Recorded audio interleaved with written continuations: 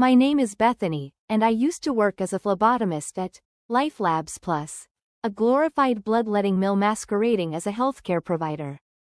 The pay was abysmal, the hours brutal, and the management, well, let's just say they were more concerned with squeezing every last drop of profit than ensuring the well-being of their employees or patients. The real problem, though, wasn't the low wages or the constant pressure to draw blood faster than humanly possible. It was Karen. Not just any Karen, mind you. This was Karen Prime. Karen Omega. The alpha and the absolute omega of Karens. She was our supervisor, and she lorded over us with an iron fist encased in a cheap, glittery purple glove. She claimed it was for sanitary reasons. Everything was her way, all the time. Any deviation from her meticulously crafted, utterly illogical rules was met with a screech that could shatter glass and a written reprimand that could stain your personnel file for eternity. Now, I'm not one to back down from a challenge. But Karen had a knack for picking on the weakest links, and in our office, that was undoubtedly Kevin. Kevin was a sweet, shy, and incredibly clumsy phlebotomist who was perpetually on the verge of tears. He was new, still learning the ropes, and Karen treated him like he was personally responsible for all the world's ills. It started small, criticizing his needle technique, which, admittedly, was a bit shaky, micromanaging his patient interactions, and openly mocking his attempts to navigate the notoriously complicated online scheduling system. But it escalated quickly. She'd forget to include him in the staff lunch orders, assign him the most difficult, red, needle-phobic patients, and even rearrange the supply closet so he couldn't find anything. One particular incident sticks in my mind. A particularly grumpy elderly gentleman had refused to let Kevin draw his blood, citing a bad feeling, and leaving the room in a huff. Karen, who had been lurking nearby, seized the opportunity. She cornered Kevin in the break room, her purple glove twitching. "Kevin," she hissed, her voice dripping with venom, "you are a disgrace to this clinic. You can't even draw blood from a senior citizen. I swear, if you weren't so pathetic, I'd think you were deliberately trying to sabotage us." Kevin, already teetering on the edge, burst into tears. I wanted to intervene, but I knew that any attempt to defend him would only result in Karen turning her wrath on me. So, I swallowed my anger and watched helplessly as she continued to berate him. That was the last straw. Something inside me snapped. I couldn't stand to watch her bully Kevin any longer. I knew I had to do something. Now, I'm not proud of what I did next. It was impulsive, reckless, and probably illegal. But in my defense, I was fueled by a righteous fury and a desperate need to protect Kevin. See, LifeLabs Plus had a rather lax approach to handling biohazardous waste. The big red bins where we tossed used needles, blood-soaked gauze, and other unsavory materials were supposed to be emptied regularly by a specialized waste disposal company. But Karen, in her infinite wisdom, had decided that emptying the bins less frequently would save the company money.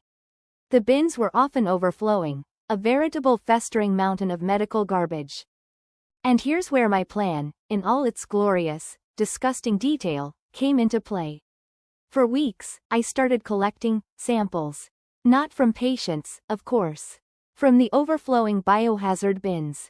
Every day, when Karen wasn't looking, I'd carefully extract a vial or two of the most vile, unidentifiable goo I could find. A little bit of blood here, some mysteriously colored liquid there, and of course, the occasional used Band-Aid for good measure. I meticulously labeled each vial with a generic date. I kept a detailed ledger of their contents in my purse.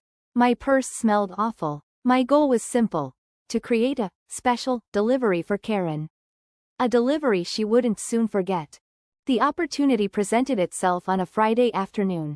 Karen, in a rare display of benevolence, or perhaps just laziness, had left early, leaving me in charge.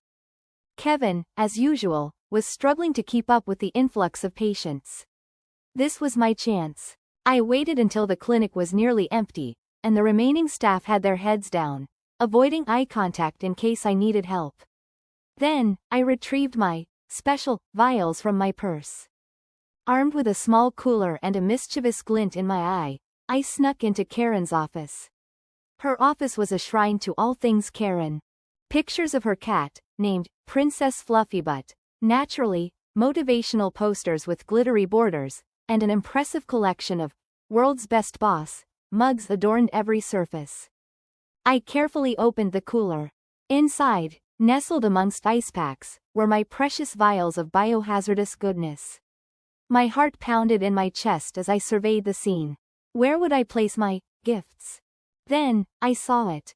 Her World's Best Boss mug. It was sitting innocently on her desk, practically begging for a little enhancement. With a wicked grin, I carefully poured the contents of each vial into the mug. I mixed them together with a plastic stirrer I borrowed from the break room. The resulting concoction was a horrifyingly colorful, viscous sludge. It smelled faintly of iron, despair, and expired cheese. Then, I topped it all off with a generous helping of used cotton swabs from the overflowing bin. The cotton swabs stuck up out of the mug, like tiny, grotesque flags.